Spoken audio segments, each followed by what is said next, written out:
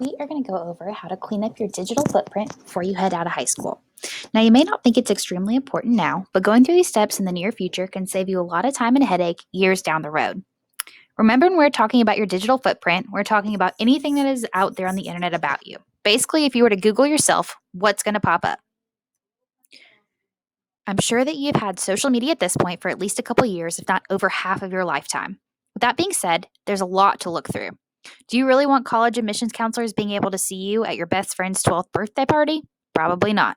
Cleaning up your social media can seem like an overwhelming task, but start by making a list of any social media sites you've ever used. Think way back to middle school, maybe even elementary school for some of you, and write down any platforms you've used. It may also be a good idea to talk to your parents about what social media platforms they've used in the past to make posts about you. Once you've made your list, going through your about information is an easy place to start. When people pull up your account, the first things they're going to see are your profile picture and your about me information, whether your account is set to private or not. Make sure that this is mature and an up-to-date information about you. Next, start working through your recent pictures. Make sure to take down any pictures that have the possibility of portraying you in a negative way. My personal advice is to err on the side of caution. Something as harmless as drinking out of a red Solo cup at a family barbecue could be perceived as underage drinking to someone who does not know you or your family.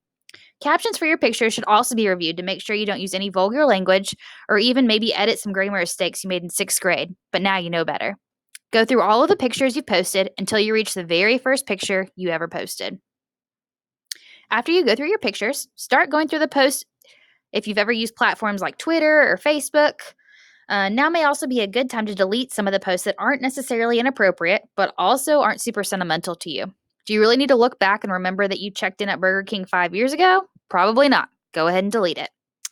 This next step is a little trickier and time consuming. Next, you're going to want to filter through all of other people's posts and pictures that you're tagged in.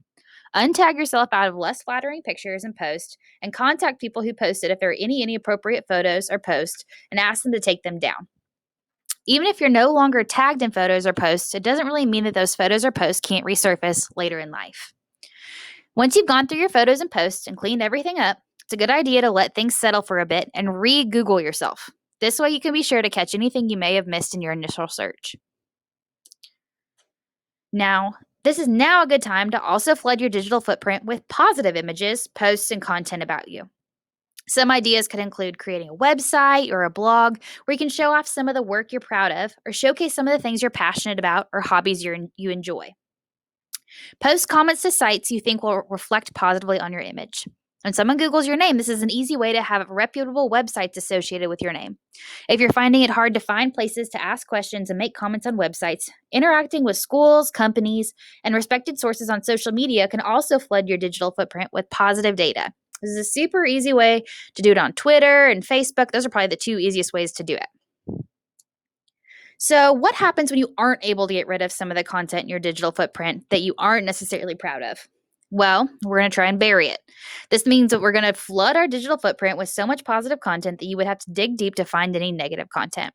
Whenever you go to Google yourself, you should make sure at least 3 or 4 pages don't include any negative information.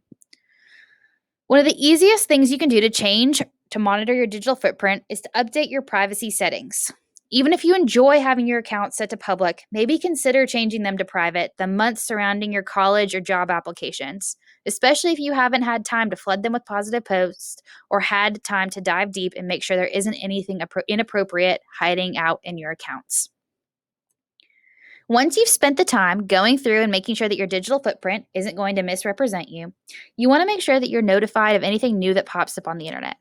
It's always a good idea to set up Google alert notifications for any new posts or website mentions that include your name. Even if someone in another country or state has the same name as you, it's nice to know that you're covered. Last but not least, you should be thinking about how you would respond to someone if they were to ask you about an inappropriate online conduct, if they were to find anything.